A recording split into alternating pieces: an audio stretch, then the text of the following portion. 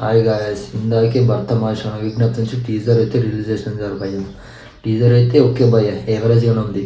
కానీ మన రవితేజ సిచ్యువేషన్ చూసుకున్నట్లయితే చాలా డౌన్లో ఉన్నారు భయ్య, చాలా లో ఉన్నారు. మంచి సిచ్యువేషన్ చేంజ్ చేసుకోవాలని అందరం ఫ్యాన్స్ కోరుకుందాం భయ్య.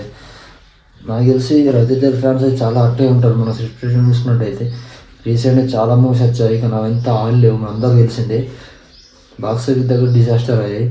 కానీ భర్తమాషను విజ్ఞప్తి మంచి కంబ్యాక్ ఇద్దామని కోరుకుందాం. ముందు మంచి సిచ్యువేషన్ ఎంచుకుంటూ మంచి సినిమాలు తీయాలని కోరుకుందాం భయ. ఫస్ట్ ఆఫ్ ఆల్ నిజంగా రవితేజ ఫ్యాన్ అయితేనేది చాలా హర్టింగ్ ఉంటుంది భయ, చాలా బాధగా ఉంటుంది, అందరికీ తెలిసింది.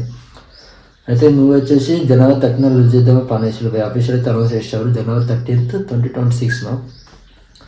అలా డింపుల్ హయాతి గారితో యాక్టింగ్ చాలా బాగా చేశారు. ఇది ఒక మంచి భార్యాభర్తల మధ్య సంభాషణని డ్రామాగా తీస్తున్న మూవీ భయ్య. నేనైతే ఆ మూవీ కోసం కూడా ఈగర్ వెయిట్ చేస్తున్నాను. ఈ మూవీతో మన రవితేజ మంచి కంబ్యాక్ చేయాలని కోరుకుందాం. అలాగే హీరోయిన్ వచ్చేసి దిమ్మల హయాత్ గారికి చాలా బాగా చేశారు. ఆ సాంగ్స్ అయితే ఓకే భయ్య, మన రిలీజ్ సాంగ్స్ అయితే బాగానే ఉన్నాయి.